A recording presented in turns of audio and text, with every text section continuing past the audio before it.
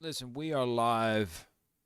We've had I've had some Wi-Fi issues, colossal 100% packet loss, but those issues appear to be fixed, except for my Google Home, which refuses to connect back to the Wi-Fi network. That is a issue for a later time. We are live with the Canuck. I Yeah, we believe are. he's got his iPad set up. He really likes his iPad set up. You know what? You should Well, really you know, quickly. Can you quickly tell the audience how you obtained that iPad? Because I think that's an interesting story. it's much too complicated to go into, and uh, the RCMP's already been here 5 times, and I'm Wow. no, it just ended up being whatever. I kind of like it. I'm getting used to it. I was never a tablet type of guy. Got a little Hawaii, Madam Butterfly Yahweh, Chinese Yahweh. one. Yeah, I know. Um, this one's got a better camera. Definitely. It's an Apple, will probably last longer. It's probably got better battery life. Um, yeah, it's handy. We're All using it. Um, right. I mean, I got an older MacBook Pro too, but it comes in handy. I mean, they're all good things. So, we didn't have any of this when I was a kid. We didn't have any of this stuff. God damn it. Okay, let's go. You want to Uh, go? Music no, we festivals? we are gonna go. We're not gonna start the show right now. I must post to the I see. platforms. I see us on YouTube, man. We're I on need to post YouTube. to the media platforms. I want to propagate some data there. Okay, well, listen, So, we're on YouTube right now, so I'll play a song. Okay, all right, yeah, I'll do a just play a ditty, song. do a ditty. Don't play anything copyrighted. They'll sue us. See, I almost played a song. That was nice. Keep jamming, keep jamming. I can test levels. That'd be good. Good level test.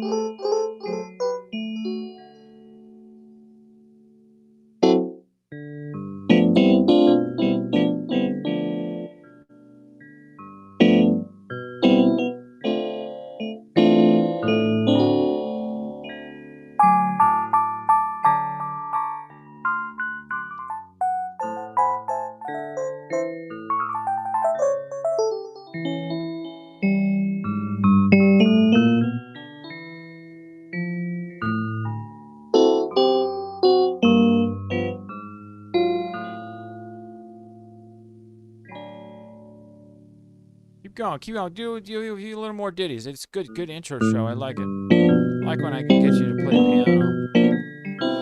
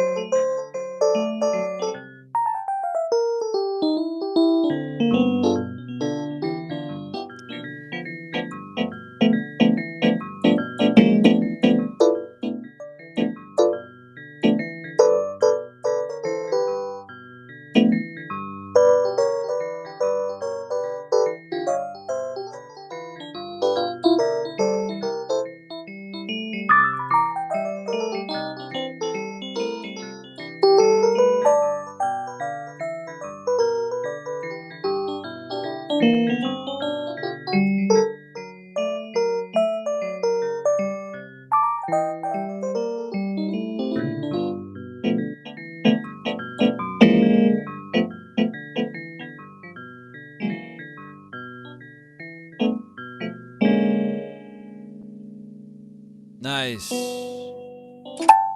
That's good stuff. I just have one more place to That's what we post to, do. and That's we'll what be we do. done. Actually, it's what I do for a living. Believe it or There not. we go. Very nice. Very nice, Canuck. I know it's hard for you to We believe got that some I people. am We got some actually. people coming into the chat here or something. I don't know, but Oh, there's a tip jar. If there's a tip jar on D Live, if you've got lemons, you can give up those lemons to the Canuck. I'm thinking about getting a GoFundMe thing and for something. Okay, Google. But yeah, and I just want to officially apologize for anybody caught my rant the other day. We were live on, and I was saying all kinds of expletives about not playing for free. I was just kidding. My agent made me say that. Uh, You know, Yeah. he made me say that I wouldn't play for free because he doesn't get any commission when Right. I play for free. Okay, well, let's kick it off with music then. You want to get this party started, or?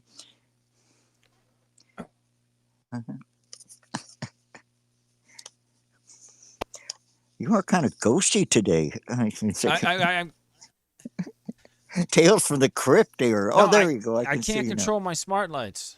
This is what we talk I about a know. lot. You know, like when the power goes out or your Yeah, Wi-Fi I goes know, out, but and then all your smart devices, you're screwed. That's why I say don't get smart locks on your door because anything don't get goes out, you smart can't get out of your anything. house. You can't lock it. I think it. I think it's better to get your brain smart than your appliances, dude. You know.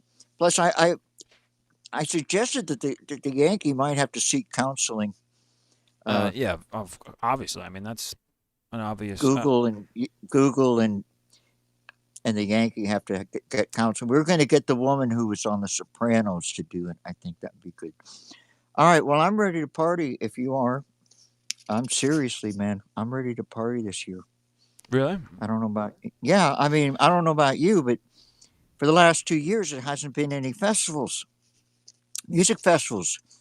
I mean, I first big music festival I went to was a thing called Woodstock 1969. I worked there and I was impressed. I've worked a lot of festivals as a musician and as a security person and as a promoter.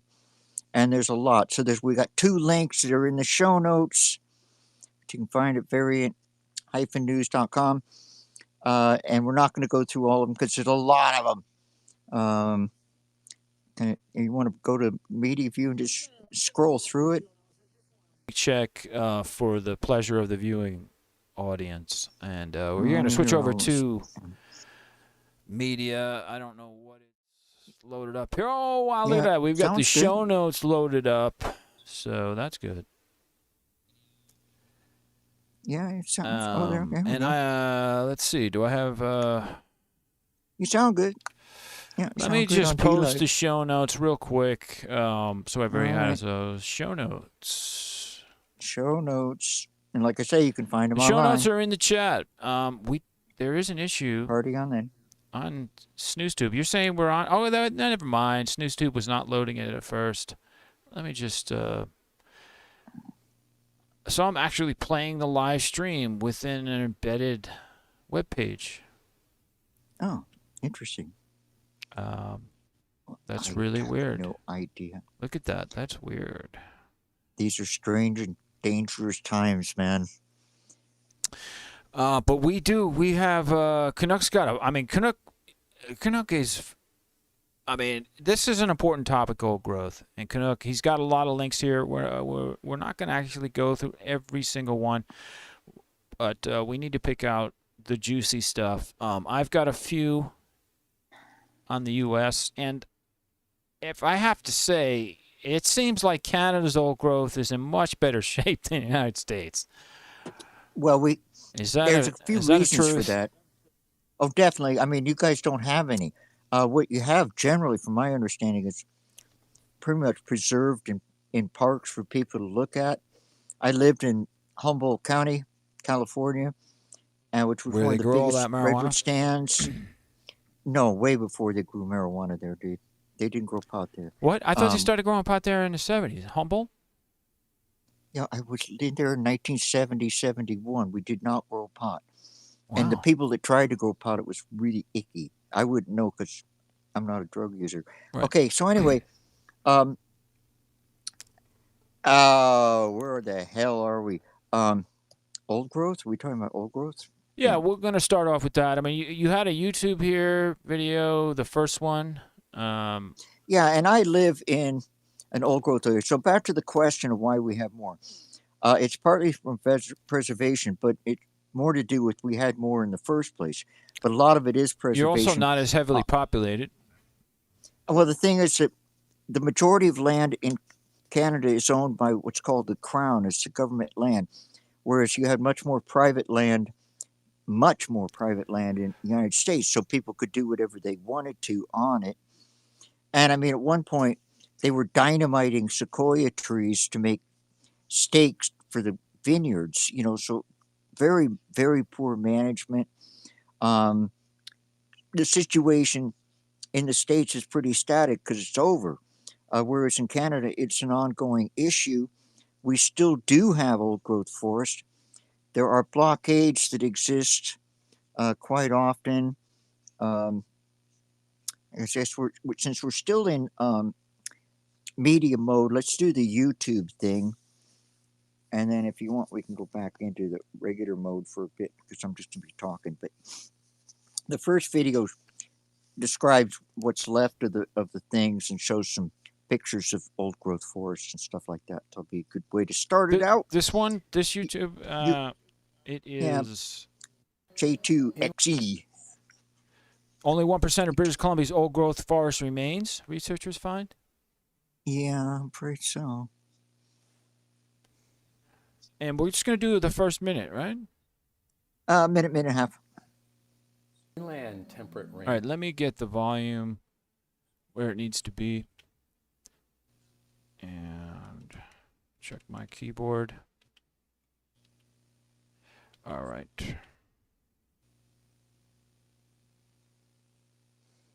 Here we go. Inland temperate rainforests are among the rarest ecosystems on Earth. In British Columbia, they are populated by soaring hemlock and spruce, subalpine fir. These are hundreds of years old and more than 100 feet tall. These old growth forests are also endangered themselves because of encroaching development from timbering and increasingly from the wood pellet industry. There is a debate in British Columbia about how much old growth forest is actually left in the province. The official number is that there is 51,000 square miles of old growth forest left in British Columbia. And that may sound like a lot, but a trio of scientists that I interviewed that came out with a report recently have studied the data very, very closely. And this is government data, satellite data, and they've looked at how much old growth forest is left in British Columbia.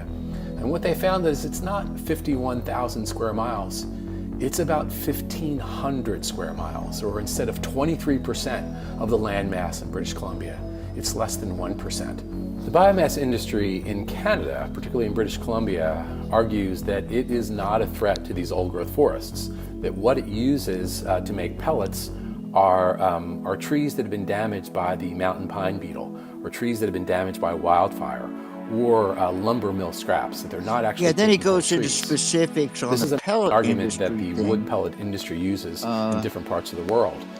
But those things are in short supply, and they've been gobbled up in the early years of. And it shows a bunch of visuals. Yeah, so that's about a minute 40. It's a 5-minute Yeah, video. that's good enough for that. Got it in the show So notes. basically, what it's getting to is that there's not that much left. Why don't you go back to camera view, because I'm just going to be going through these articles pretty quick, and it's easier to frame myself in the big view, in live view. see what I look like. All right, check it out. This is from a thing called The Conversation. All the links are in the show notes. Just so you know, an old growth forest is one that is not disturbed by large scale human activities such as industrial logging in BC. These forests have been growing since the last ice age, about 10,000 years. Now, in that preceding video, he mentioned temperate rainforests. They are very rare. I live in a temperate rainforest. The coastal old growth forests are a bit different. There isn't very many temperate. What we mean by temperate, we have 4 seasons here. And we have on my property, and we showed it on a stream a while ago, blue spruce trees that I think it's scaled at well over 200 feet. Would imagine it's probably about 600 years old. Um, Now, logging has contributed mainly to the decline, obviously. The way it works here in British Columbia is the companies get a timber license and then they go in.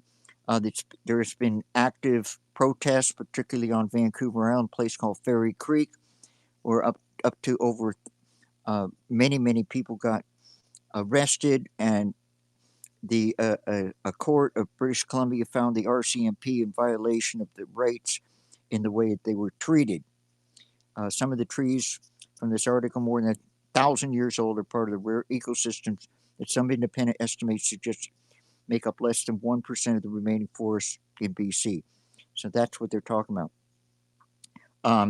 Close to 25% of the world's remaining temperate rainforest is in BC. Okay. Mainly along the coast. So the coasts do qualify. Um, it's a little bit different than in California, where it's not really a temperate rainforest. Anyway, it's all just semantics. Um, Now, I don't know. Did the slideshow thing work out on the visual capitalist thing? Did that did that The happen slideshow, you for want to us? switch over to Media Viewer? Yeah, that would be good if you can get this visual capitalist. Just shows the loss of forests since the Ice Age. Visual. It's kind of nifty. You'll have to scroll through it though. Uh, I'm not sure which one it is. What was that beep? Visual capitalist, visualecapitalistic.com, visualizing the world's loss of forests since the Ice Age. Here we It's go. kind of good. It's the second link. Why didn't I see that? Visualizing the world's loss of forest since the Ice Age. Yeah. Yeah, there it is. Now, I don't know if you can get it framed so you can scroll through. See where it says Earth Forest? You can scroll through those maps. There. What There is you go. this here? Can I share this window? Blah, blah, blah, blah, blah. I see it. Yeah, you were Well, framed in yes, good. visualizations are free to share and post in their original form across the web, even for publishers. Please link back to this Yeah, yeah. page. Yeah, you Yeah. already did that. All right, so we're going to do it. Earth's forest loss over the last 10,000 years. This slideshow Mm-hmm. visualizes how 1/3 of the Earth's forests have been lost. Mm-hmm. Earth's surface by type. Before looking at forest loss, it's important to consider the Earth's surface as a whole. Barren. 6% of the Earth is barren, includes deserts, salt flats, exposed rocks, and dunes. Habitable, 21%. 21% of the planet is habitable. Mm-hmm. What's that? 10.6 billion acres, maybe? Mm-hmm. Glaciers, 3% of the Earth, 1.5 billion, I believe, acres, but they don't say that. The vast majority is concentrated in Antarctica. In the ocean, which I'm not surprised by, is a whopping 71% of the Earth's Yo. surface in general, and that's 36.1 billion acres. So Mm-hmm. I think we better learn how to swim. Mm-hmm. Um, Moving on, 10,000 years ago is breakdown of habitable land in hectares, whatever you want to call it. Grassland, 42% at 4.6 billion. That's wild grassland and shrubs. And this is 10,000 years ago, not the present. Fresh water is 1% and 150 million acres, it looks like. Forest, 57%. Includes tropical, 10,000 temperate, years ago. and boreal forest. Yeah, 10,000 years ago. So 10,000 years ago, That's the what way it about was. oceans, though? They just covered the Earth now. So if you scroll to the next one. 5,000 years ago, 44% was grassland, 1% grazing, 1% freshwater, 1% urban, 1% crops. With only 3 major civilizations in Egypt, Mesopotamia, and the Indus Valley, and also China, right? What is the Indus Valley? Most of the world's land remained unused. And then, more recently, 1,700 years ago, we had 38% grassland, 6% grazing, 1% freshwater, 1% urban, and 3% crops, and 52% forest. And the spread of Mhm. civilizations and repurposing of land for agriculture becomes apparent on a macro scale. Moving on, 1800, the rise of industry. Oh, so this is, they're saying the 17, so the century from 1700, and now we're moving to Yeah. the 18th. Okay, Mm. so grassland's 36%, grazing is 9%, freshwater 1%, urban 1%, crops 4%, forest 50%. That's the rise of industrialization. Now, 1900, the century, as easily accessible grassland became used up, forests, which have very fertile soil, were also cleared to make room for crops and livestock. 27% was grassland in the 1900s. Grazing had 16%, freshwater 1%, urban less than 1%, crops 8%. And you know what? All of these, I think I was just saying 1%. All of these back here were less than 1% for urban. Okay, Mhm. even all the way up to into the 1900s. Crops were Yep. 8%, forest 48%. Moving on, 1950. Grassland 12%, grazing 31%, forest 44%. So this is where you see the big change. Crops 12%, Yeah. urban still at less than 1%, freshwater Mm. 1%, grazing 31%. 2018, grassland 14%, forest 38%, crops 15%, urban just at 1%. Okay, 150 million acres, freshwater 1%, Yeah. grazing at 31%. And do they have projections? No. No, I So they don't just go think up so. to 2018, but this is all those years before 2018, urban was less than 1%. Only in 2018 they mark it as 1%, but still look at that. Even at Yeah. urban area at 1%, how much it drastically changed everything. Yeah, and the forest thing now you got to remember that they're counting all forests, not just productive forests, and we can pretty much skip the next Just thing I just real think. quick, I want to thank Carbs. Carbs just followed and Mm-hmm. said some things here in the chat. At one time, there wasn't one tree on this entire earth. And Carbs also says Pakistan. I'm not sure if Carbs is from Pakistan. Mm-hmm. But if you are, hello from the United States. And the Canuck is from the hinterlands of British Columbia In a in temperate Canada. rainforest, no doubt. So welcome to the show, and thanks for hanging Yeah, out. totally. Yeah, a lot of things that contribute to the forest demise. What they point out, a lot of it's been cleared for agriculture, which is really common, and it's still common in the Amazon rainforest where they clear it so they can grow crops. So that was a big contributor. Um, in a lot of areas, local population in rural areas have taken down the forest to use as fuel um, because there's so many more people, and they might have lost access to other forms of cooking materials, biomass or something. Um, so that's contributed. And the theme of today is to do with the really precious, for a lot of reasons, old growth forests that's left. Really big trees. I mean, they're somewhat spiritual. They can be saved. They're environmentally really good. They soak up a lot of carbon for what it's worth. And I'm just going to skip right down and give some statistics here. Um, there's some really nifty Go ahead maps and that you folks just can fix look at. your camera, your little off center.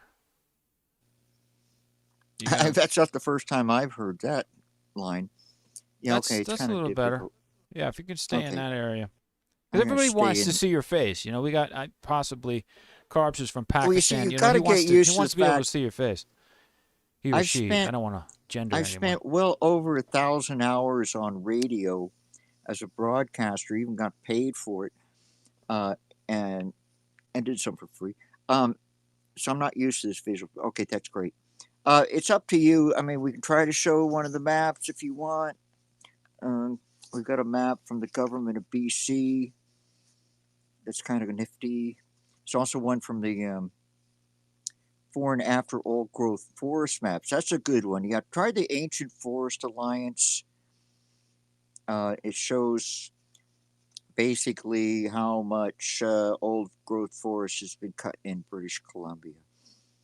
If you could find the Ancient Forest Alliance, it's down a couple, I think. There is old growth maps, priority deferral Yeah, area. Ancient Forest Alliance.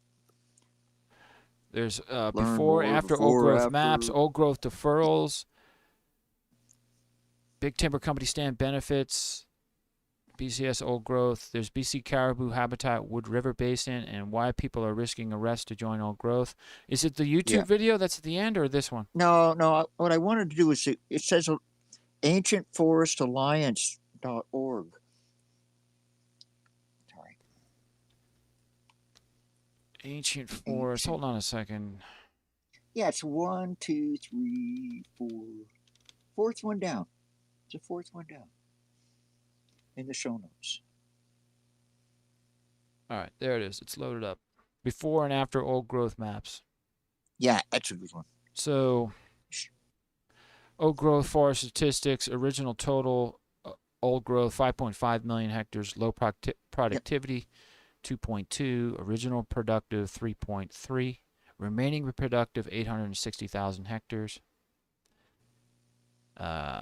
In parks, 200,000 hectares. In parks and OGMAs, 260,000 hectares. Here's the map. Original primary forests of Vancouver Island and Southwest Mainland. This dark green, this beautiful dark Irish-looking green color is the productive primary forest. This beige-like color is low productive Probably primary forest. Snow above tree line, more than likely. The white portions that you see are non-forest or no data. Yeah, it's because it's above tree line. So this first map is the original primary forest, and then there's the productive old growth on Vancouver Island and Southwest Mainland. Obviously, you can see that how much that dark, beautiful Irish green color is gone. So that's a massive discrepancy. Just wiped away. Yeah, and that's the mountain stuff. And I think there's a couple more maps. So a majority of this, it looks like, is second growth or young forest. Yeah. It's been replaced with young forest. Yeah, give it 300 or 400 years and it might be all right. Also, the trees aren't going to grow back quite the same way because they're kind of unnatural. Right. Which I think shows some more So this is the higher, third map is the higher productivity old growth on Vancouver Island. So yeah, do you want that's to it. move on? That's or? all that's left. That's what all else do we have left, here dude. out of your links? Well, I'll just go through it, give you a summation. It's a big battle here. We've got people that are blockading and making a lot of noise, and the government is actually starting to listen. And just recently, BC government announced additional temporary measures on Friday, this very last Friday, protect the BC's iconic gold growth trees. It can live for hundreds of thousands of years. Well, but whatever. Okay, approximately 1.05 million hectares of forests that are now at risk of irreversible loss will now be off limits to logging for at least 2 years, nearly half of what was determined to be high risk by a scientific panel in 2021. So, they originally said there was 2 million hectares of high risk, and the government has put in deferrals, and it's covering 619,000 hectares. It's part of a process that was started in 2020. The environmentalists are pleased. The loggers are not pleased. Goes back to a reoccurring theme here in British Columbia of secondary use of the product. We saw the video at the beginning saying they were using old growth forest to make wood pellets to burn in people's stoves. We're shipping whole logs off to Asia and other countries without making things out of them. So the loggers could actually get work in secondary manufacturing if it existed and if they so chose. I'm just going to go over this really quick. It's not just a forest and humans. A lot of animals live there. Caribou, which are mostly associated with the far north. We have southern groups of caribous. There aren't very many left. There's only 1,254 left, and that's down from 2,500 in 1995. 6 of the 17 southern herds have been listed as expedited, meaning they are locally extinct. 7 herds are listed as decreasing. So anyway, the reason I bring that up is I just finished a video on a blockade in that same area, in the Big Mouth area north of Revelstoke, trying to keep the loggers at bay long enough for their moratoriums to kick in or some logic. Also, some of the loggers do not have the best attitude. Now, I want to close this thing with a video that I actually helped produce. It's a YouTube video, and it's about a blockade happened a couple of years ago. The recent one isn't ready; it's not posted yet, but this one is. I produced it for an activist named Tom Pryor, who's working with the First Nations people. And this woman, Lola, she's a Canuck, full-blooded Canuck native. And we featured a Canuck elder named Richard on a past show. But check out the loggers, and they come up in their attitude towards this person that actually lived there. And you can play it from the top if you want, or you can start just shy of a minute. So this play people's voice is one of your YouTube channels, part of your organization? No, it's a client. It's a client. All right, I'll subscribe. Yeah, it's a client of mine. So Cynics, Perry Ridge Blockade 2010. Yeah. And what are we doing? Like 0 to 3 minutes? Let's see. What are we doing? We're okay for time. Play it from the top to about 3 minutes or so. What the heck? All right, here we go. So this is from the People's Voice channel on YouTube. Definitely check it out. Check it out in the show notes. Help subscribe. Subscribe to us on YouTube too. That would definitely help us out. Long term, I'm not sure what's going on with DLive. I'm looking into peer-to-peer, their new peer-to-peer tech, and trying to figure out how to take that and restream to all the major platforms. It's going to be an undertaking, to say the least. A lot of unknowns, but yeah, definitely help subscribe to the channels we promote, and that's great. Appreciate it. So let's do this. Where is your status card? Status card is something that First Nations people have that allows them to go back and forth across the border, and it's kind of like a special. You got to be a real life First Nations person.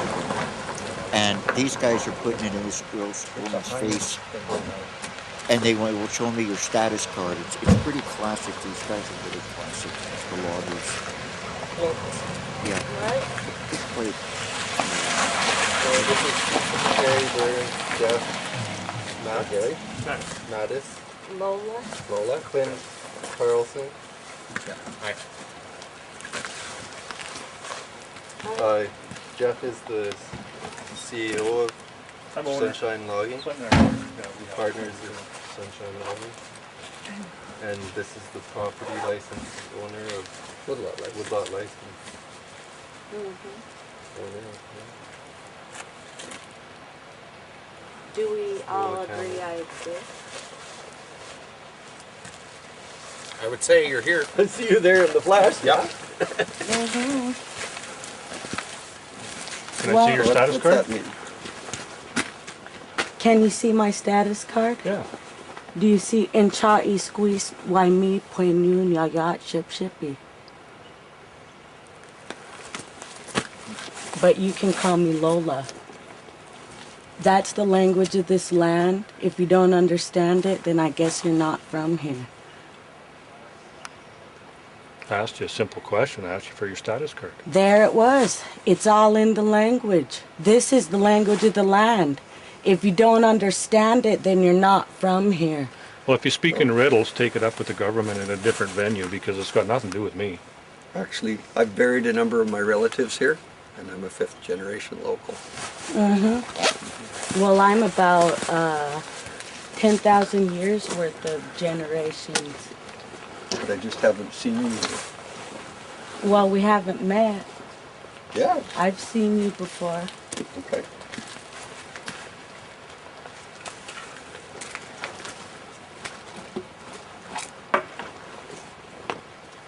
Anyways, So, it's all semantics. We asked to go through. We gonna let us through today, or is that not happening? what's your business up there? We have a timber sale up here. Going through is that the block or whatever? That's That's their timber sale. It's not the wood lot. That's not the wood lot, that's the actual timber sale. the Perry's Ridge timber sale he's talking about. Yeah. We're cutting to the chase here. Cutting to the chase, yeah. They want to get into their timber sale from BCTFs. I think that's BC Timber Sales. I think that's the acronym. I don't know the number, but it's where the water is, where the swamps are, where the road currently ends on the end of Gary Burns's woodlot. And they want. Do you want to do Yeah, you want to do a little basically. bit more on the minute? Yeah, go ahead. All right. to extend the road up towards that lake there. That's how I read it anyways. I'd have to disagree. I think we deserve consultation in this, and until that's done, I'm not going to allow any destruction to go on. And you're the sole representative. I'm not the sole representative, but I'm the one here right now who we're dealing with. Are you the sole representative of your corporation? No, I already spoke. Well, we're soul to soul here. Speak to the hand, Thomas.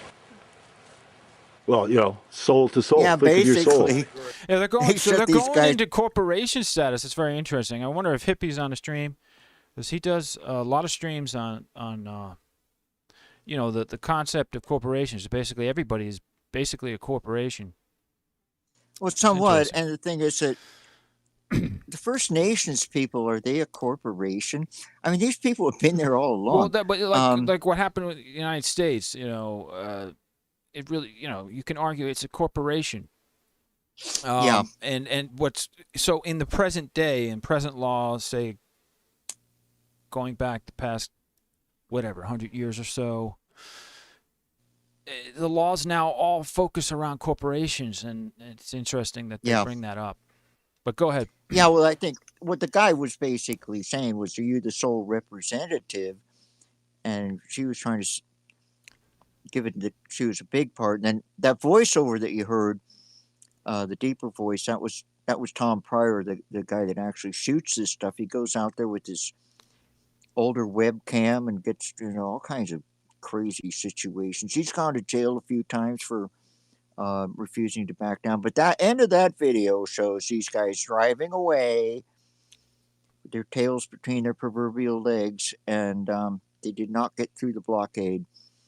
Now, the only recourse that these guys would have is to go to the courts, get an injunction, try to get the RCMP to remove the blockade, but that's really complicated. And as it turned out, they weren't really supposed to be building that road in the first place. They didn't have a license to build the road, but they wanted to go up and build it anyway. So that's it. But old growth, the whole point of this is that it's activism. We do not countenance to, violence, eco-terrorism, I think it's called.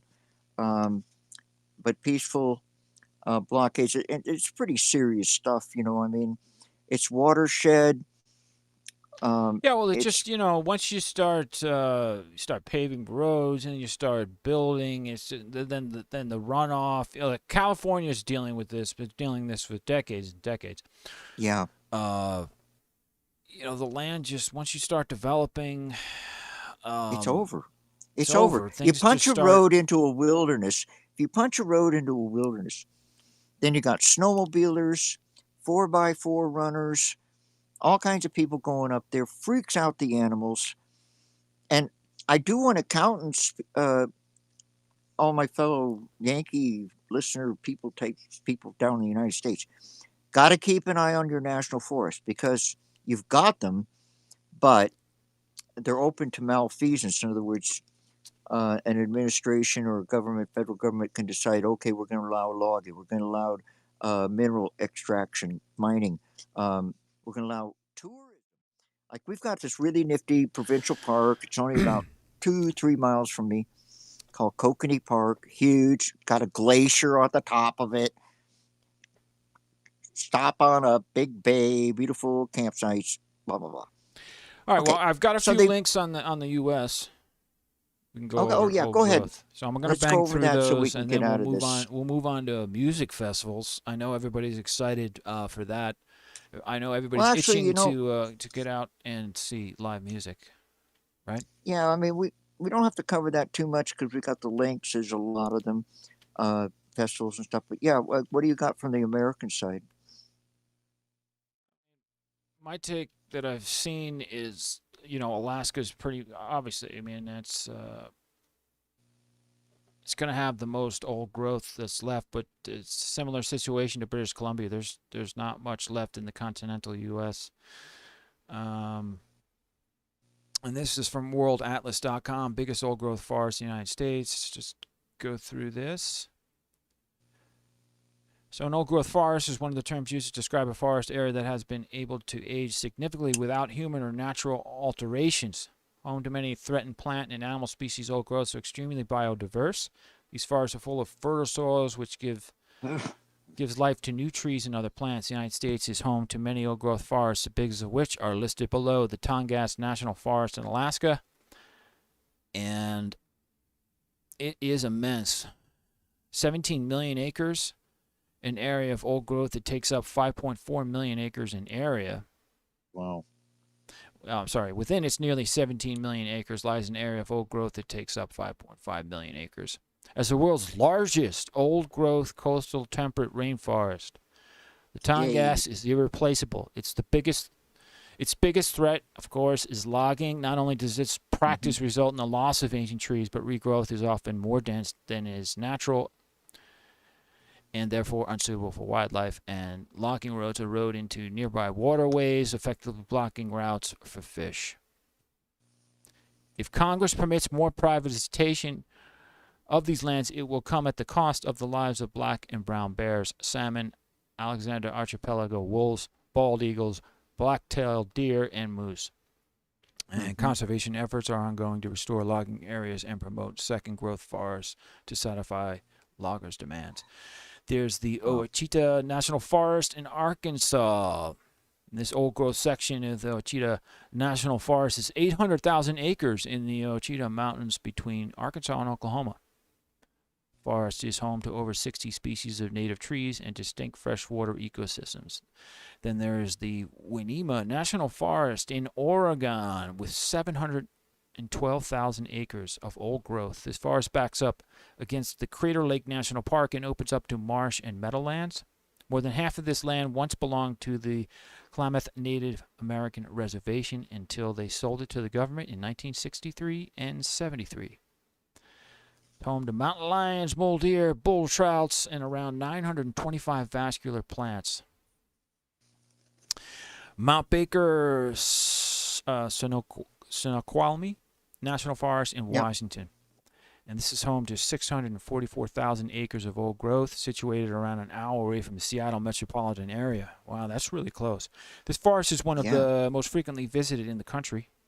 More Yeah, it glaciers, is. snowfields, and alpine lakes can be found here than any other forest. It's lovely. Willamette National Forest in Oregon. Of the more than 110 miles of forest that stretch along Cascade Mountain Range in Oregon, roughly 595,000 acres of this national forest are considered old growth. Um, Good. Moving on, Fremont National Forest, Oregon, 550,000 acres. The plants and wildlife are similar to the Willamette. The Umpqua National Forest in Oregon, 535,000 acres. A lot in Oregon here. This forest Yeah. is unique in that it encompasses both spruce fir forest, mixed conifer, and old-growth ponderosa pines. There is the Quercus Douglasii woodlands in California with 500,000 acres of old growth, and it's located in the California chaparral and woodlands located throughout California and the northwestern region of Baja California. Nice. So this must be Southern California. These special trees are home Yep. to many threatened bird species, such as the Costa hummingbird. Other animals are also found here: the Rosy bow, the coast horned lizard, and the Santa Cruz kangaroo rat.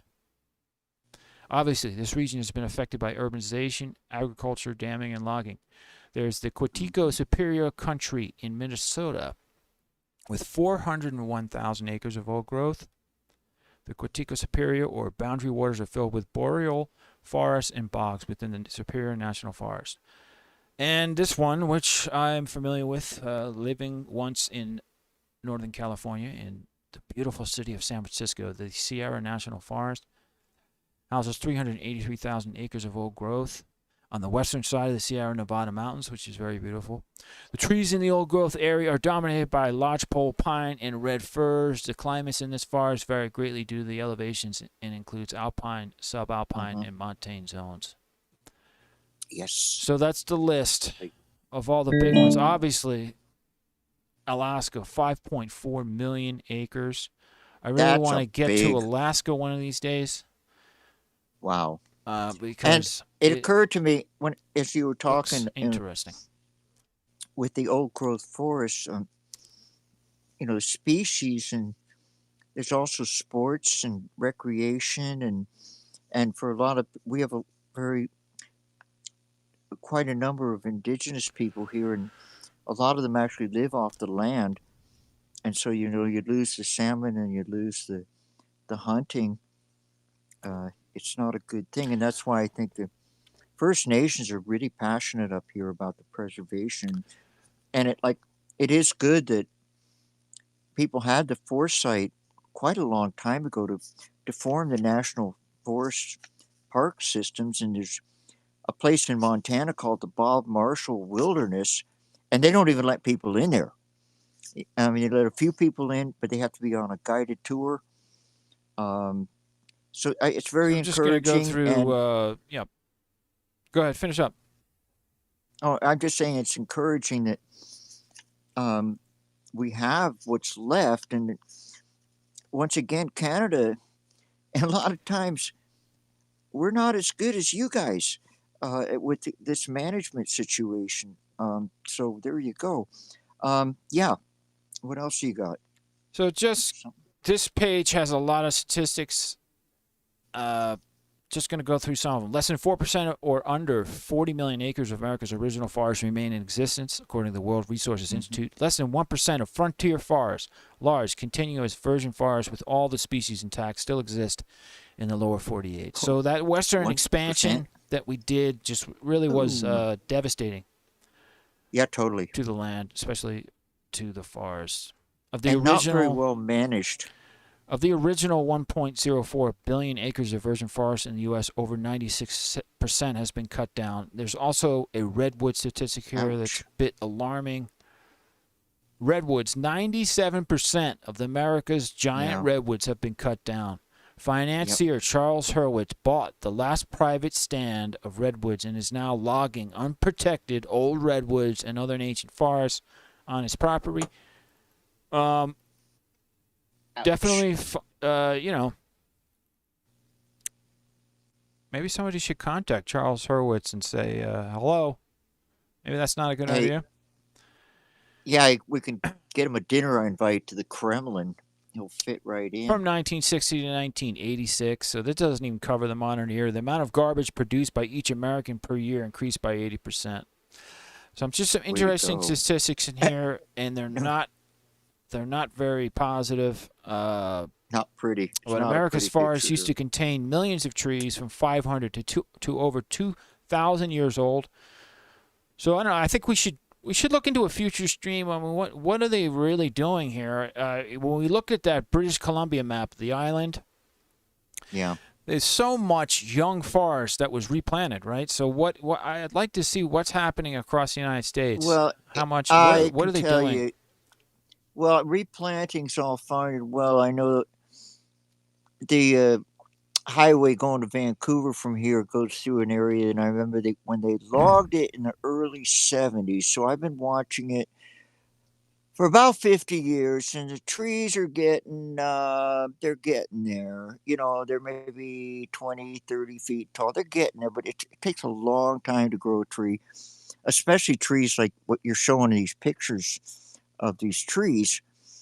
And because when they log, they completely change they trash the floor, everything that these trees are used to. And it's basically, once it's gone, we don't get it back. And I think we're not doing a service to future generations by consuming so much, or and the malfeasance of people like that guy that you just mentioned that's logging all these last trees because he can do it. Um, I mean, that's a societal problem that these Yeah. type of thinkers, and the guy that was on the roadblock that was calling out the First Nations woman, show me your status card, and really showing her no respect. And the shorter guy, the producer, Tom, told me he knows this about this guy, and he's not a good person, basically. We've got and Cap Brown on YouTube saying replanting takes a long time. Yeah. I mean, yeah. it's and what is that's another thing I want to find out. Is it really viable to? It's very difficult viable to replant. I mean, it's viable, but no. I knew people that were tree planters, and yes, it's better than not replanting it. Don't get me wrong. Yeah, I mean, replanting it makes sense, and paying for it. It's an obligation here in British Columbia that has to be replanted, and they pay tree planters, who are quite a bunch of characters. Believe me, they live out in the woods and plant trees in the spring, and crazy bunch. So yeah, for a future really stream, hard work. we'll see. We'll put together, just the current state of all these young forests that they're replanting. But I've got another link here from AmericanForest.org. I wanted to cover New York because I'm actually in Connecticut right now, but I could almost spit and reach the New York State border. So I wanted to cover the Adirondack State Park here in this AmericanForest.org article. Because I've been there. Upstate New York has a lot of, I mean, it's not like out west, obviously. The mountains are more hardwood. People from Colorado would think the mountains look like hills, and I guess they are, but there are some stuff here. I used to hike a lot in upstate New York, and this is the Adirondack State Park. Adirondack Wilderness in New York is home to 300,000 acres of ancient trees scattered about the vast wilderness. Some of the largest hardwoods in the world can be found dotting remote ridge lines and lining secluded rivers deep within the park, where logging wasn't able to disrupt centuries of steady growth. However, some select stands have remained in accessible areas. A few minutes walk on the Ampersand Mountain Trailhead leads to statuesque hemlocks, magnificent sugar maples, and gangly yellow birch that have been growing for nearly 400 years. So here's an article here, and scientists they're kind of arguing over old growth in the U.S. Just want to do some brief details off of this article from scientificamerican.com. How old growth forest is left in the United States, how much rather, and is it all protected from logging at this point? As crazy as it sounds, no one really knows how much old growth is left in America's forested regions, mainly because various agencies and scientists have different ideas about how to define the term. Generally speaking, old growth refers to forests containing trees often hundreds, sometimes thousands of years old. But even when there is an agreement on a specific definition, differences in the methods used to inventory remaining stands of old growth forests can produce major discrepancies. Or so complains the National Commission on Science for Sustainable Forestry in its recent report, Beyond Old Growth, Old Forests in a Changing World. In 1991, for example, the U.S. Forest Service and the nonprofit Wilderness Society each released its own inventory of old growth forests in the Pacific Northwest and Northern California. They both used the Forest Service's definition based on the number, age, and density of large trees per acre. the characteristics of the forest canopy, the number of dead standing trees and fallen logs, and other criteria. However, because each agency used different remote sensing techniques to glean data, the Forest Service came up with 4.3 million acres of old growth, and the Wilderness Society found only 2 million. So they are analyzing this, but it is not an easy thing to, because we're talking about very large areas here. Yeah.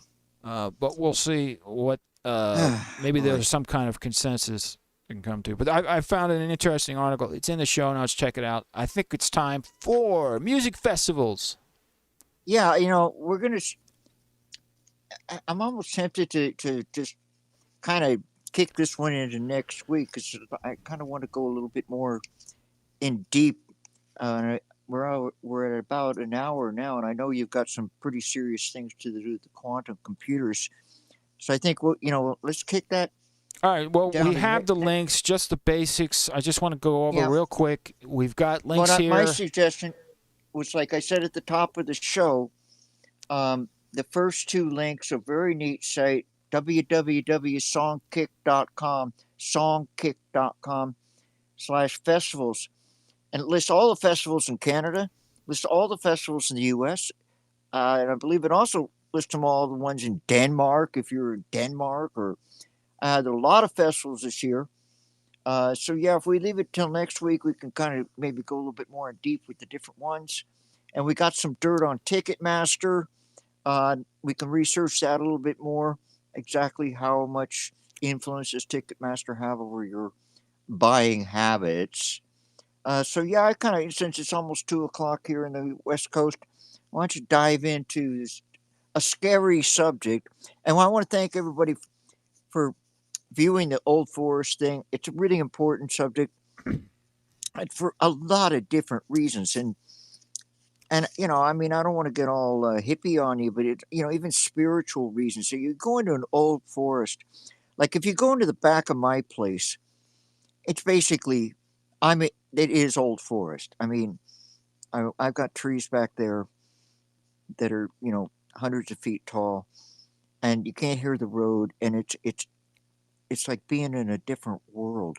I'm lucky; it's only like a few hundred feet from my house, but if you're vacationing this year, try to go camping or something and be respectful. Yeah, Kat says in the chat, for our children and our children's children. Really, I mean, this topic of the old growth and forests in general. That's what I'm thinking. We need to leave the planet in a good state for our children and our children's children, and on and on and on. And it's one tree at a time. Don't freak out about the big picture. Look at the little picture. Save your local tree. If somebody wants to cut down a whole bunch of stuff in your neighborhood or your town or your township or your state, speak up, because they're just going to take it. The companies, they don't care. They're out for the money. Take it. You don't get anything out of it, and it's not good for the planet. It's not good for your children. It's not good for anybody. It's bad karma. No doubt. All right. So quantum computing, this is going to be Okay, first a rabbit of all, hole, so excuse me. Your discretion advised. Can you do me a favor, please? Can you give us a definition of what a quantum computer is? Well, I've never used one. I've only done research. I'll do the best that I can. Okay. On a basic level, on a basic level, my Hackintosh, your PC, your Mac, right? Your standard computer. Yeah. It's binary data. It's zeros and ones. Yeah. A 0 is a bit. A 1 is a bit. They're constantly turning on and off, right? Yep. And then a bit forms, when you form 8 bits, that's a byte. Right. And you can correct me if I don't want to keep going down the rabbit hole, but that's the basics of it with the zeros and ones. Zeros and ones. 8 of them is a byte. Each 0 and 1 is a bit. Those are constantly turning on and off. With our standard computers that we'd be using. Everything goes out the door with quantum computing, and it really goes into this la-la land where a quantum computer can recognize both 0 and 1 at the same time. There's none of this flipping bits on and off. So that's binary data. The 0 and 1s combine in patterns with the 1s on, the 0s on, and it goes across in 8 bits to form a byte. But quantum computer throws all of that out, and it can understand. It doesn't need to flip, and it understands both states, 0 and 1. That's my understanding. And that's why it has absolutely massive computational power for certain tasks that you can program it to do. It's only good at doing certain very computational tasks. And that's why if we'll go into the first article, and if my keyboard would work. I have Bluetooth issues which I need to hack and fix. So the problem is that these quantum computers, this binary data, they're really good. They're really good at numbers. They can deal with the 0 and 1 in that binary data all the time, persistently. This is in Spanish, and I don't know why. Hola. Subscribe. ¿Cómo estás? Let me try to stop execution real quick.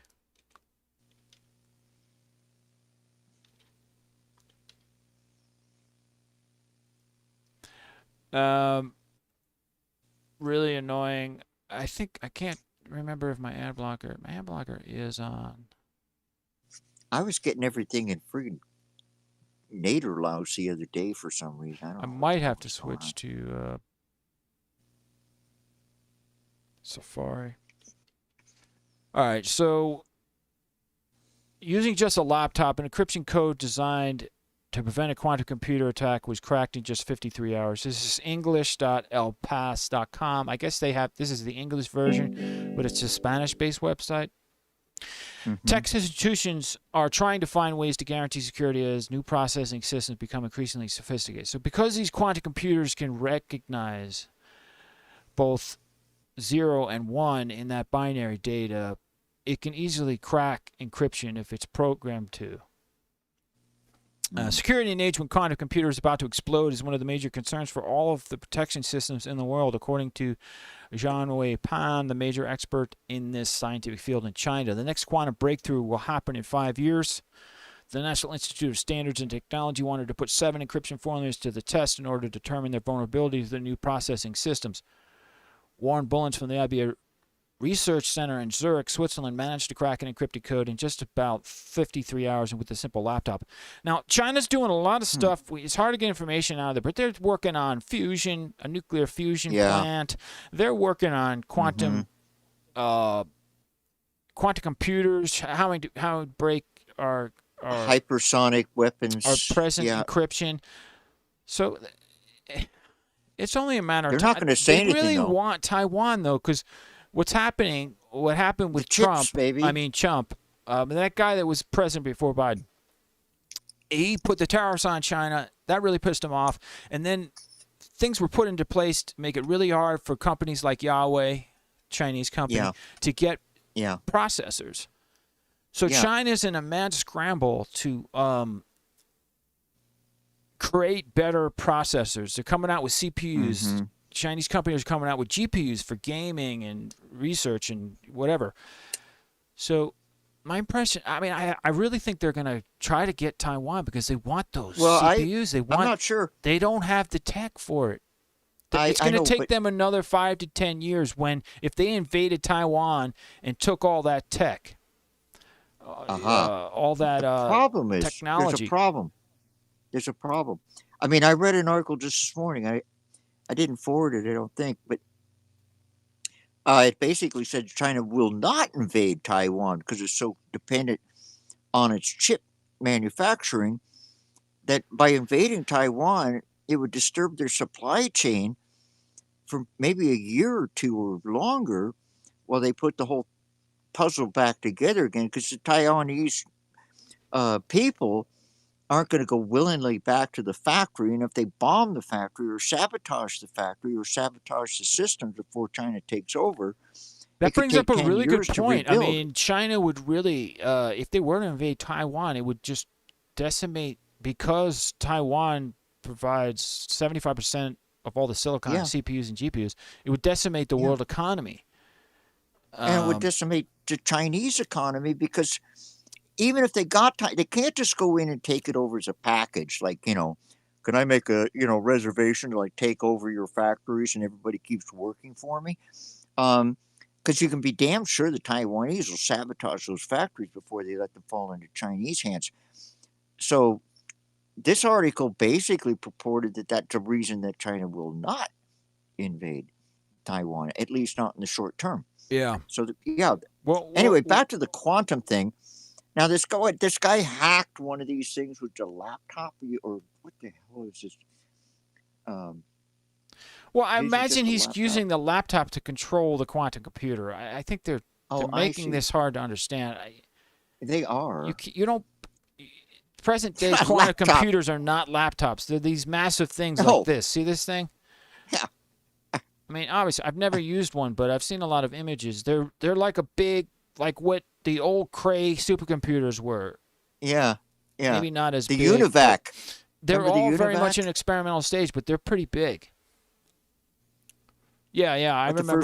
first I remember first computer. I've seen a lot It of was images tubes. from them. Yeah. It was tubes, dude, and it took up like a warehouse. Yeah, It was it about as took the whole powerful warehouse as up. It wasn't just one supercomputer unit. It was absolutely massive. I know. But It was all tubes. so going forward more into this article, the challenge involved taking 7 encryption models to the test bench. The plan was to create an impenetrable technique to develop invulnerable transmission formulas. NIST received 69 proposals, of which in the end there were only 4 encryption formulas and 3 secure signatures for the identification and execution of financial transactions. One of the last of these 3 models was Rainbow, a signature system that has a secret key that is only known by the user and that can be verified by the recipient. Ward Bullens cracked the access system in less than a weekend and using only a laptop. This is the second time that Bullens has managed to do this. I believe my previous attack was also fairly severe, and it was already clear that Rainbow would not be standardized. I still don't understand the laptop reference. I don't either. They're not explaining that fully, so something weird's going on here. The researcher was an author of a study that was presented at the International Association for Cryptographic Research, explains both attacks reduced the security level of Rainbow's proposal below the requirements set by NIST. It would be possible to move to larger parameters to protect against the attacks at the cost of larger key sizes and signature sizes. Ray Perner and Daniel Smith-Tone agree with the analysis. According to both of the scientists, before the current selection process, none of the parameters of Rainbow achieved their claimed security level. They admit that small changes are possible so that they can be reached. Quantum computing is a race that is running in parallel to the security problems that it will generate. On the one hand, this science presents huge potential. According to Ada Cabello, a physicist from the University of Seville in Spain, it will allow for quantum physics to be verified in regions that were inaccessible until now. But it also presents a risk.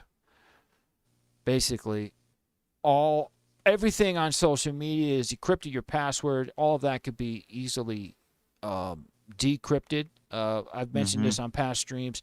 Criminal elements, the government, they're all storing, like all these data hacks. People are like, I don't care.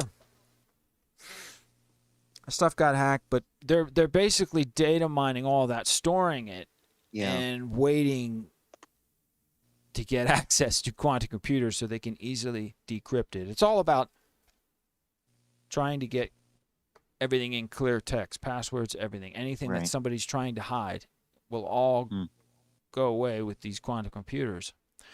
So it's possible, I don't know, obviously not scientists working on this, but they may be able to come up with some kind of new process with existing technology that will prevent these quantum computers from easily cracking this encryption.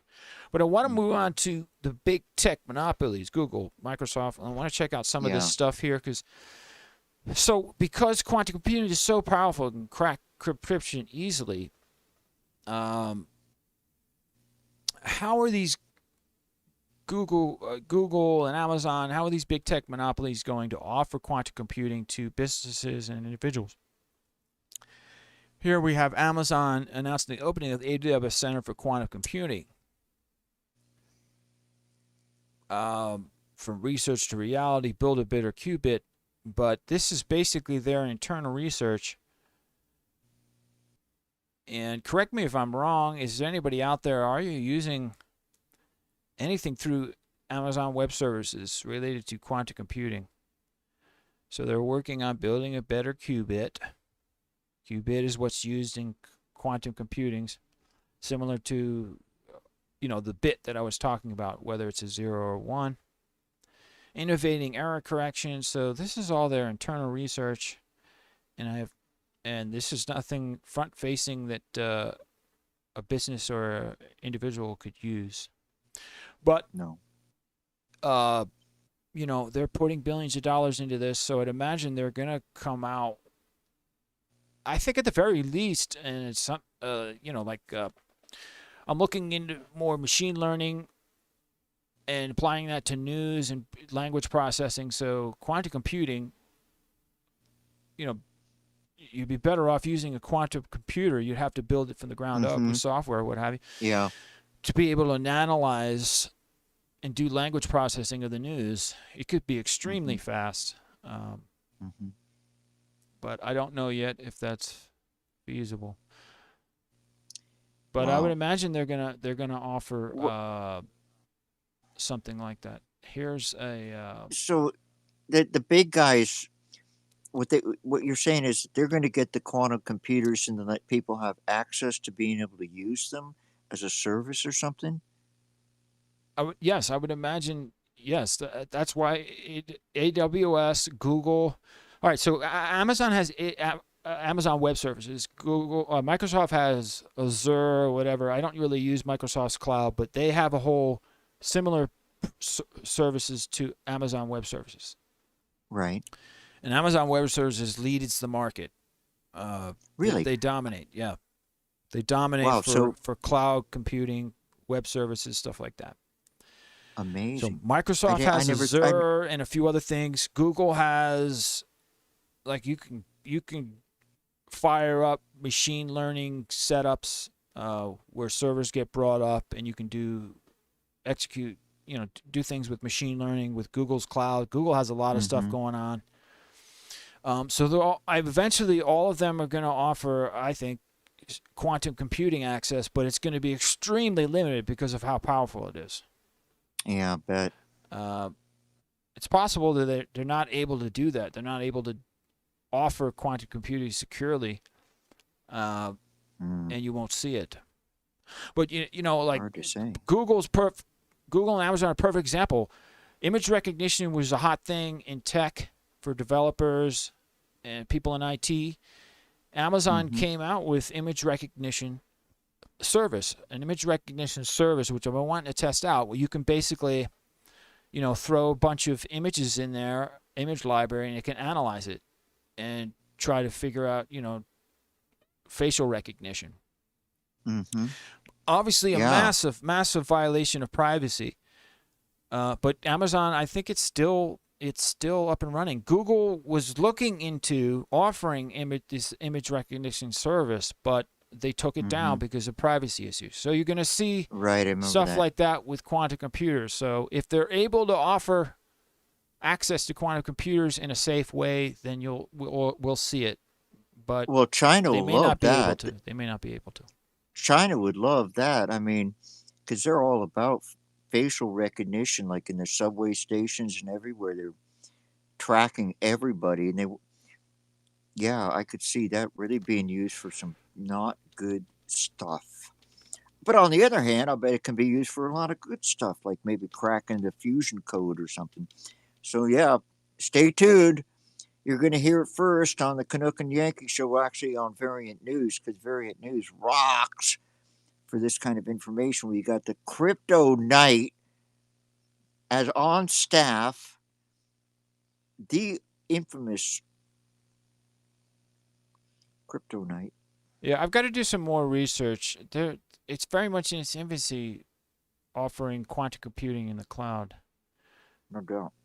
I mean, think about it. It's still, they still haven't figured out quantum computers. So, They haven't figured fusion out either, but they're going to. but I really want to use one. So, Oh, you need one in the house, dude, to run your friggin' Google lights. Maybe that'll work. Jesus Christ. yeah, I don't. All Get right. out Anybody much. else out there having this problem with your Alexa, Google? Yeah, my Wi-Fi Sorry. went down, and then my Android phone couldn't connect to Wi-Fi, so I rebooted the modem and the router, and then the Android phone connected. But now all my Google smart They're all devices, confused. they can't connect to Wi-Fi, so they're They in don't this, sound very smart to me. well, These smart they get, devices. I powered everything down because I left the house for a while, and Yeah, that but will do still. it. It'll reset things. It doesn't take much to get all this high-tech stuff to go Bet you that's true sizzle. too. To All make right, it sizzle.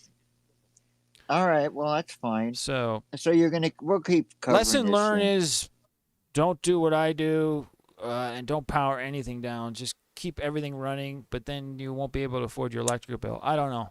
It's not easy. But You keep me running.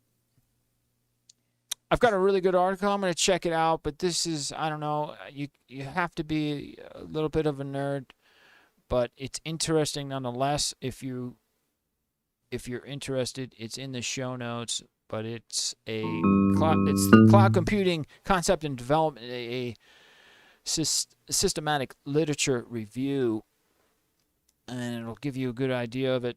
I think it's very important for everyone to understand as much about quantum computing as possible, because it's going to bring about an absolute monumental shift in how we live, unless there's a massive EMP detonation around the world and we all go back to the Stone Age. That's also a possibility, but as I've said, I can't predict the future. Yeah, well, you can guess. You can speculate. It's better not to know what the future is in a way, because that keeps adventure. We'll have a future stream on. Cloud computing. We'll have to see. I mean, I guess I'm being optimistic, but it seems like these guys, like Amazon Web Services and Google, they're all in a race at that cloud computing level. They want Xbox, Xbox wants to put all the games on the cloud, which I don't like. And if you do play games, which I think a large percent of the population don't support cloud gaming. It's really, really bad. That's definitely something in the cloud that is. It just goes back to the model. Like, so basically, you don't own the game. You used to be able to buy discs. Now, DVDs, whatever, CDs, that's gone. They're pushing you have to download it. So it's getting to the point, you won't, in the future, you won't own anything. I mean, you're going to do everything on the cloud. And also, so we really have to try to hold on to what we have. It's not good. That we own. The problem is, like, you take a cloud, like, there's clouds up there above this mountain, but okay, if you got a CD, unless you scratch it or break it or lose it, you still have the CD. If you buy a book, you pretty much got to burn the thing to get rid of it. If everything's in the cloud as digital, it could all just go away. And I've read articles about, like, say, film and digital things. I archive as much as I can. I got, like, 15 terabytes of video information, but I'm nuts about that kind of thing. But the thing is, a lot of it's produced and it goes away. And what they were saying was, like, with film, it doesn't go away. And if everything's in the cloud, it could just go away, theoretically, or it could get hijacked. It could get hacked by a quantum computer. So yeah, we're going to keep covering this. You want to go to Bizarro? Oh, Hold getting on a psyched second. up for Bizarro here, man. I just want to do something real quick here. Going hyper on you here. Hey, we just want to thank everybody for listening and being part of this endeavor. The Canuck and Yankee show. We've been on the air since last July, and we're still here. And we'll have to do something special on our 1 year anniversary. Like, I don't know, get drunk on air or something. Well, as I was mentioning, it seems maybe like you could give me a virtual. like we're going to be going through some kind of transition because I may be looking at Odyssey. D Live is not very good at communicating, and I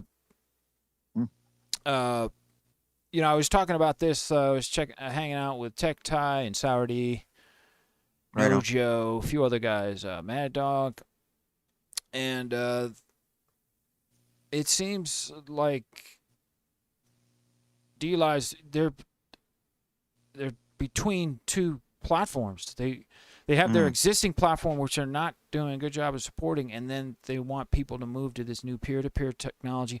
The peer-to-peer technology is not easy to use. You have to serve it up from. It only works on Windows 10. According to their site, you're supposed to have had Mac OS support by now, which would make it a lot easier for people to start using this because it would be easily done on Mac OS. Yeah, it'd be too Windows, bad. it has a complex firewall setup. But what I'm looking at is a Linux-based Nginx server where I could take that signal and relay it to the standard DLive platform and everywhere else, anywhere, YouTube, Odyssey. So the peer-to-peer technology is good. It just needs to get a little more developed, and if we can get the DLive does have an RTMP server, but they want you to run a Windows server. But I have no idea, dude. But it runs Nginx. I don't know why anybody would run Nginx, which is open source, on a closed source Windows 10 server, which is expensive. I know. I've run Nginx on a Linux server that's open source, so I'm going to look into that. If I can get the RTMP relay working, we are in business. We are in business. Listen, you demand. You demand. And I can talk to the rest of the guys, Sour D and Tech Tie and all those guys. So we could, if I could get that setup working, I can hook those guys up and I can relay their streams for them. Oh, that'd be great. And we can help keep building the community because we have a big community. Well, that's the thing. Giving it up to all you fellow streamers out there. You know what we're up against. Trying to reach all these different platforms so we're more stable. We've been using YouTube quite a bit because we're squeaky clean enough for them. I'm watching us on YouTube right now.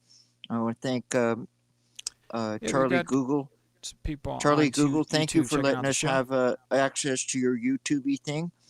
It's a pretty good service. We also been using DLive a lot, which the Yankee was talking about.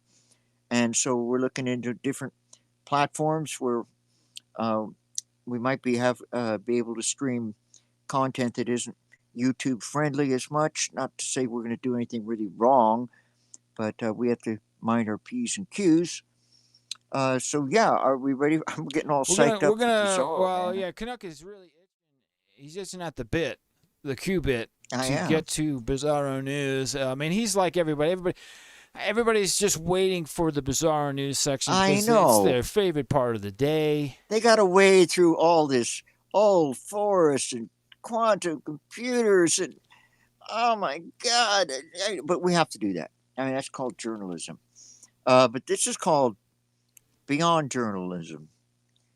This is stuff you probably didn't see on normally unless you. So this is from cbc.ca. Great Gray Owl flips the script on Quebec City wildlife photographer. And you were talking about and I was thinking about you were talking about predicting the future. Now, when this guy went out to shoot the birds, he didn't expect You expect the birds to fly It away. says shares her close encounter. That's not a man, it's a woman. I just had to correct you. Okay, yeah, okay. Right. You don't want to misgender someone. So this woman shares her close encounter with one of the world's largest owls. Hard to pronounce her name, Anas Trepreneur. And she was quite surprised when the great owl she set out to photograph landed right on the long lens of her camera. How much do you think that lens costs? Oh, 1,500. Oh, about a couple grand at least. 2-3 grand. So Anas was supposed to be the photographer, not the subject, but during a photo expedition in the Côte d'Ivoire area north of Quebec City last week, a great gray owl swooped in with other ideas. I was clicking on the shutter, and seconds after I see it land on my lens. That bird's got to be heavy. She told Breakaways Allison Brunette, "It's the biggest owl we have here in Quebec. It's not like a chickadee." It doesn't look like a chickadee. Hardly a chickadee. They can pretty much turn their heads all the way around. They can't do 360, but they can basically go from the front to the back. And if you scroll down, there's a picture of the picture she took of the owl just before it landed on her. It's one of the most amazing owl pictures in history. And the next This one? thing you know, if down just a little farther, Known as there, look at that. Looks like it's coming right for her. It is. That's the owl, dude. And then it landed on her out camera. If that thing came right at me.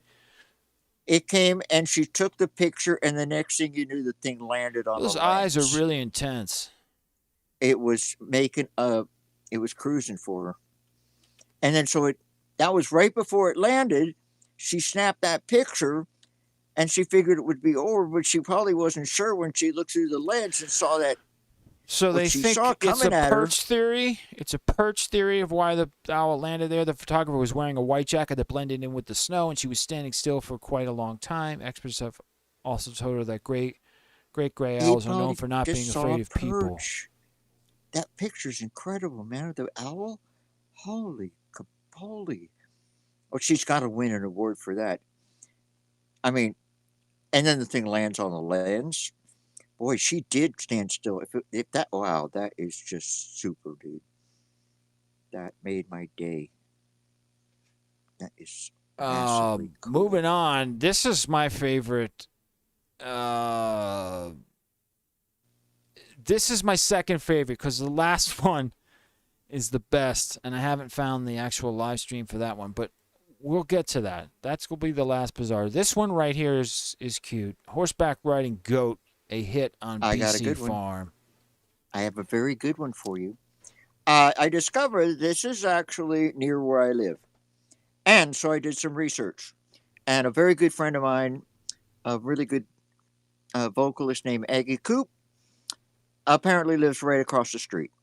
And she is actually caretaking that horse. Like she has kind of a take care of horses boarding type of thing on her place, and she knows that horse really well. And so I am going to visit the farm and interview the horse and the goat at some point in the near future. But Kristova, Dukeborg community, and go ahead and read the article if you want. It's just this is right in my backyard. I mean, I actually know these. Yeah, people. so the Canuck is going to reach out, see if he can check this out. I'm going to be able to, definitely. This is from cbc.ca. Horseback riding goat a hit on BC Farm. Orette, the goat, climbs onto Bogue to reach tree branches. Maybe his name is Bougie. And massages the horse's back in return, farmer says. There they are. The horse looks really happy to hang out. Farmer Amy Kutinoff says she discovered an unusual friendship between her goat. Excuse me. Kutnikov. All right, so Kutnikov. Kutnikov. As in the Kootenays. Kutnikov. Yeah. Yeah, duh. Farmer Amy Kutnikov says she discovered an unusual friendship between her goat, Orette, and her horse, Borgie?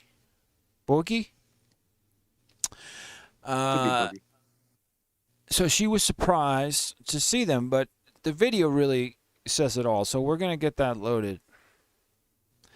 And the horse is very aware of not going too fast. So, because otherwise that goat would fly the hell off. Yeah, no, there.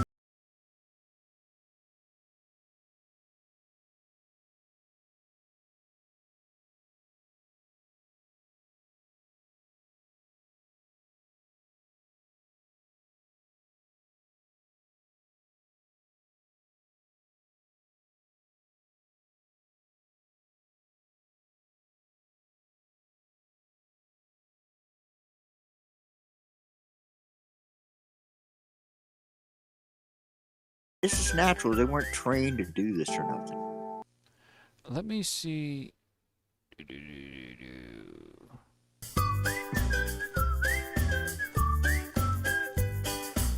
There's no direct link to YouTube or anything. No, it's a CBC special or exclusive. Yeah, I'll go up there. Hopefully, it'll happen while I'm there. But I'm gonna follow this up at King Tower. I spent time up there actually at Aggie's place. It's really quite interesting. These goats seem friendly. I have two Goats billy are goats. cool, dude. I have two billy goats. Now you got the ones. You got the Across from me. Salem witch ones. They're Across from me, they came from the one Salem. little one. Literally, I was down at my driveway throwing garbage away, and he started coming over like he was gonna hang out for lunch or something. Yeah. Or maybe he wanted to eat my grass. I don't know what was going on.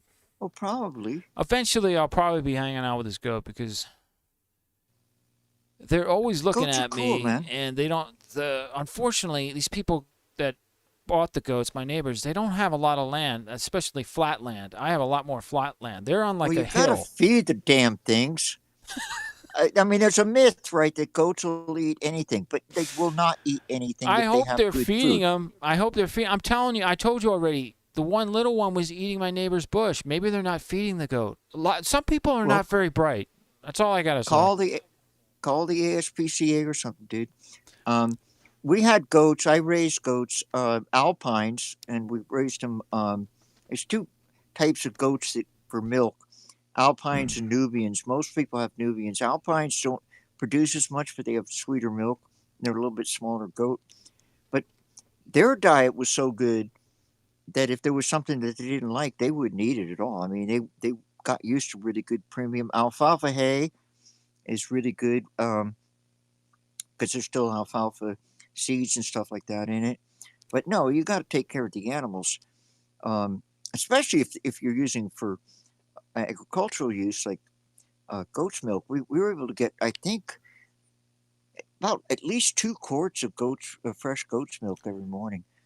So moving on, we've got deepfakes are now trying to change the course of war. When I was on the this is not good. Friday family stream, I was checking out with This is not a Sourdy and good thing. Texai, No Joe, all those guys. We were checking out I don't know if this one includes the deep fake from Zelensky, the leader of Ukraine, but let's check it I out. don't think so. No, this is just the Tom. This is Cruise just Tom thing. Cruise isn't on TikTok. It's a deep fake, but it's related to another recent deep fake out of Ukraine. Yeah, the Zelensky one, which they had him on President telling Zelensky. his people that they were to surrender and the war was over, and it wasn't as well produced as this one apparently, but it's only going to get better as far as produce. Imagine quantum computers can do to this. But yeah, tell the people about the deep That's fake. the tricky thing with quantum computers. They can't do everything really fast. They're building out what they can do well, and it's only certain things. So that at least helps us. All right, what did Tom Cruise not do? I mean, it isn't Tom Cruise. But I don't know. We're getting an ad.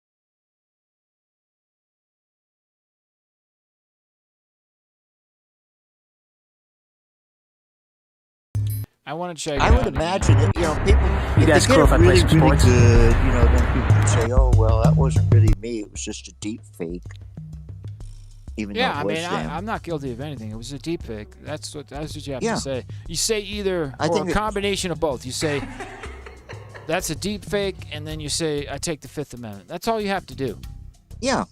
right? I'd rather take a fifth of scotch than take a fifth of amendment, Right. Yeah.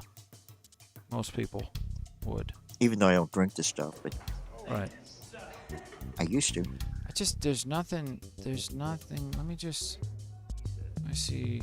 I want to go back to I think the that's the beginning. only candy in this Cool if I play some sports? segment, but just another thing to watch, another technological thing coming along to a stove, a computer, laptop, tablet, smartphone, monitor screen near you. But no, I mean, the propaganda value is huge. And also, what if the Zelensky thing, if it had been better done, it was and a bit more believable, disinformation. Barb says in the chat that's worryingly real. Yeah, it is. I mean, we've Yeah. talked about this a few times in past Yeah, thanks, streams. Carbs. What level are we going to get these deep fakes? And they start coming and coming. Yep. Yep. And then you're got And in a it's close like to it's like a whack-a-mole. You've got to every video. You've got to is it fake or is it not? And you got to whack the mole. Yeah, and also, again, think about a closed society like China with the propaganda machine. They can churn out stuff that would lead the majority of their people to believe that so-and-so is really, really evil because they can have video of the so-and-so doing China, something. North Korea, now what's happening in Ukraine on both Russia. sides. Pro-Ukraine, Russia. people that are pro-Ukrainian, people that are pro-Russian. Massive propaganda war, and Huge. you're going to see And this more deep of this fake, fake news it's stuff. gonna this deep fake thing's gonna really play into the propagandists, especially in a closed circle where people are already convinced, and all you're doing is reinforcing their convincedness in the propaganda with actual video. Because people, have grown to trust video. Photoshop. People used to be in Photoshop, but we couldn't do this with video until recently. I mean, I'm a videographer and I don't mess with this kind of stuff, but before, if I shot video, people go, now that's really was them. So Well, another moving thing on to the last and final story, the one everybody's been waiting for, I think. Anime girl, virtual YouTuber unmasked as middle-aged male otaku loses some fans and gains others. Unfortunately, I don't have the live footage. Okay, the basics of this is that a middle-aged Asian man, I believe he's in Japan. Yes, I mean, it says Japan up here. He was impersonating this anime character that you can see on the screen. A female-looking anime character. Stuff like this is very popular in Japan. Yeah. Popular in certain circles in the U.S. and Canada also. But so he was impersonating this female anime character with a full virtual reality bodysuit, goggles, like all this stuff. And in the middle of his live stream, it all broke. Kind of like how my Google Home broke. Yeah. Can't the Wi-Fi, everything just goes haywire. But this happened to him live stream, and then all of a sudden he's sitting there, turns from a female digitized anime character to like this weird-looking middle-aged Asian guy, and I'll try to find the actual footage from the live stream. But for some time, many Japanese video bloggers kept their faces off camera and used voice-altering software. Because of that, the online community is already used to machine-like voices in online videos. And so when inexpensive motion-sensing technology that could convert your body movements and facial expressions into computer animation on the fly became available, the stage was set for a boom in virtual YouTubers in Japan. Not surprisingly, most virtual YouTubers take the form of cute young anime girls. One of the newest to appear on the scene is NoraCat, who made her debut last December and has attracted some 55,000 subscribers to her YouTube channel, where she chats about video games. With her gothic dress, cat ears, and striking scarlet eyes, NoraCat's visual elements are aimed squarely at Atuku, as is her polite, soft speech. As a matter of fact, she knows she's designed to check off multiple boxes on Atuku's list of preferences, and has even stated in one of her videos, if you want to fall in love with a virtual character, then you should. I won't betray those feelings. If everyone feels attracted to me, I will continue to Oh be my attractive. God. So it's okay. Give me a break. So, but that's, yeah, he built this persona for this character, and then it glitched. But I'm seeing a lot of this has been wiped from the internet, but it's got to be somewhere. That doesn't surprise me. Well, that just goes to show you. You know, it kind of reminds me. Remember, we had that one of the guy that was in a video conference and he couldn't get rid of the him looking like a kitten. You remember that? Which one? Oh, we had it on Bizarro like last fall, I think it was, and a guy on a video conference, but he couldn't get rid of the device that made him look like he was a kitten, and he had to go through the whole meeting looking like a kitten. Oh, I mean, I don't recall. We should dig that up. I'm not sure if we Yeah, ever we'll showed dig that. it up. We'll dig it Yeah, up in the show notes. It's in a really early Bizarro. Yeah, what happened was the guy had some automatic emoji type of thing for, I guess, when he maybe was chatting to other people and he didn't want them to see what he looked like, but it was this cute little kitten. And I think it was in a deposition for a court case or something serious like that. And he had to look like a kitten. And he didn't know how to disable it. Anyway, we'll dig that up. But just goes to show you, and wait till you go to the metaverse. The Yankee apparently is going to go to the metaverse, but we're trying to develop a tracking system so that if he gets lost in the metaverse, similar to an avalanche tracking system, Right. where a little beam so we can go in there and try to find the Yankee. Because if you get lost in the metaverse, I don't know what the hell we're going to do, man. Yeah. You know. But that's the show. So anyway, and we'll have another one next week. And like I said, I'm definitely I'm gonna see. Obviously, I've got so many things going on at once here. I've got stuff, catastrophic, technical issues, multiple catastrophic. My mining rig went down. As my Wi-Fi went down, and I've got some things to fix. But I really want to take a look at that. I want to take a look at that RTMP Jones? relay with the new peer-to-peer tech, because if I can solve that puzzle piece and be able to relay that stream underneath the ground, I could stream it directly to the Canucks local area network, and that's all he gets to see is the Canuck and Yankee show over and over again. That's the only thing. Like, he could go online, but that's all he sees is the Canuck and Yankee show. No, I can go out in the front yard and look at old growth forests, man. I don't need this computer nonsense. It's an aggravation to me. No, it really is. I love it's it. Horrible. I hate technology. I really no, do. I make a living playing music, and I make a bit of a living using computers for video production and audio production. It's kind of up and down, but yeah, I mean, and just counsel anybody, people don't get too deep into this. Like go for a walk in the woods. Oh, yeah. Spend at I least I take a lot of walks in my neighborhood, in the real, not in the metaverse. Yeah, out there in the real, it's nice to do.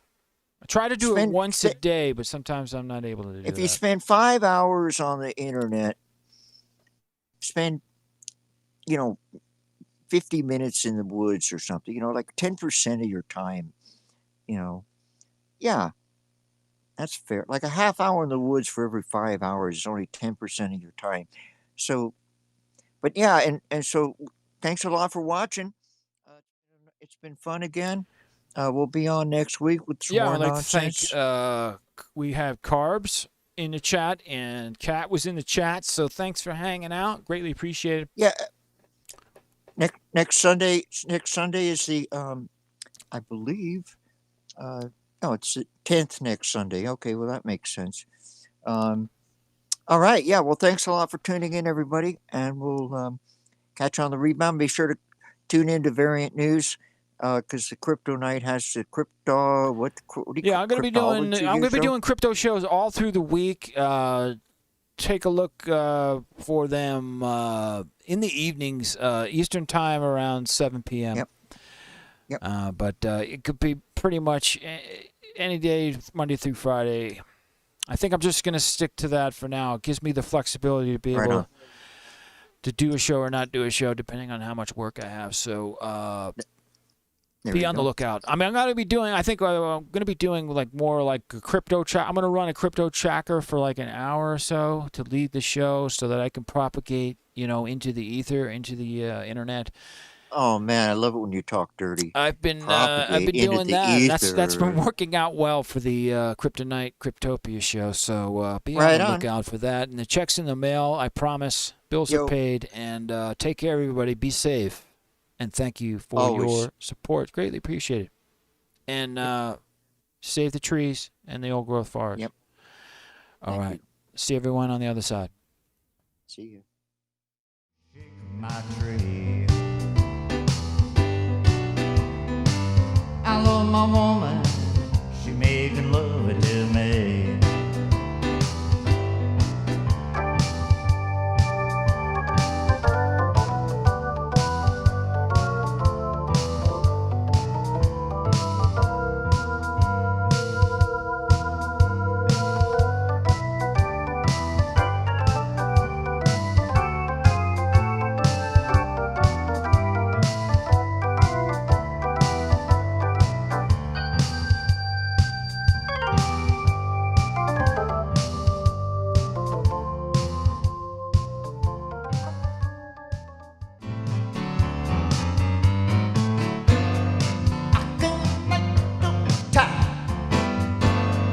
All I got is one thing down, one thing down. Don't shine the shoe.